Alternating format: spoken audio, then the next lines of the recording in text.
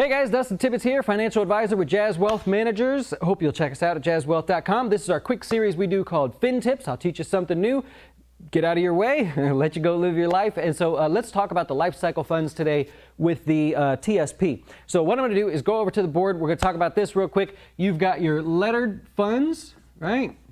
Lettered funds, and then you've got your life cycle funds. L, I don't want to have two L's there, but that's the life cycle fund. So let's talk about how this works.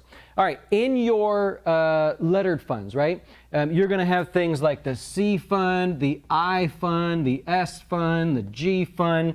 You got things like that. This is common stock. Think of this as S&P, right? Their goal is basically just to be an S&P 500 index. Great product, right? So it's very inexpensive.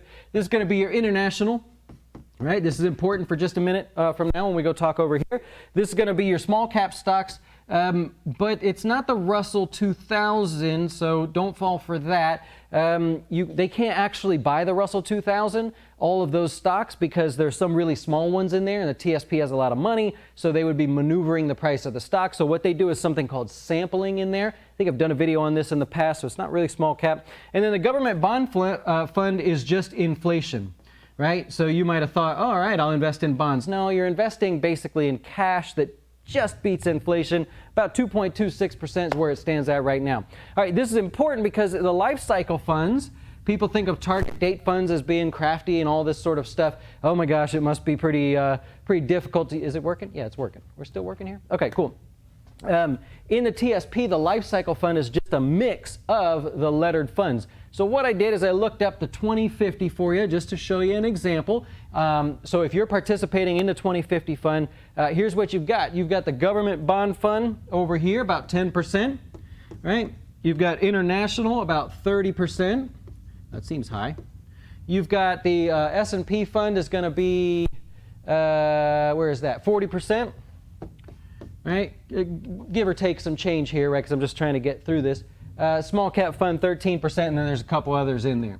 All right, what I want to point out is, first of all, the life cycle fund is chosen to include these funds at those allocations. You may look at this and say, I don't know, man. I don't know that I want to be 30% all international. It's performed well. There's nothing wrong with it.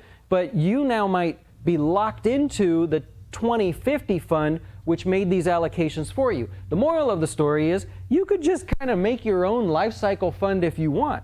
You could say, rather than buy the 2050, I'm going to go 40% the C fund, I'm going to go 20% international, I'm going to go 30% small cap, whatever it may be, you have those choices to do that. So just be careful. When you're investing in the TSP, I have zero issues with that plan. I'm not picking on it in any way. Great, great product, better than a 401k.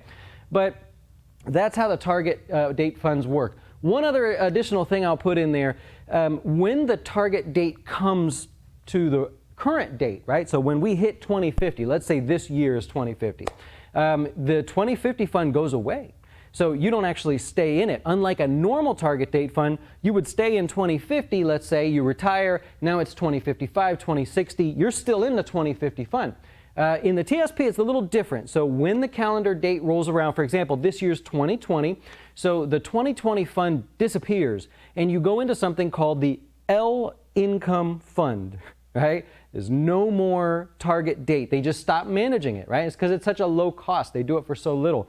So they go into one fund called the LIncome Fund, and that essentially is where you stay until you spend your money or roll over or whatever there. The LIncome Fund, did I save that? Trying to just see what they did differently there. The LIncome Fund is purely taking just next to no risk. So it's up to you to decide if you still want to participate in other different funds or mix in a little risk. Totally up to you. But that's different than the normal TSP. So there you have it. You've got your lettered funds in your TSP. You've got your 2050 fund in your TSP. Or 2040, 2030, you've got the choices. But the lettered funds are what is made up of the life cycle funds in there. So it gives you an example of how things work there. There it is, the LIncome Fund. So when the target date hits, currently about 72% inflationary, the G fund there, which is just going to be raw bottom bones. If inflation comes in at 2.2%, you might end, you might end up with 2.6%, 2.5%, something like that.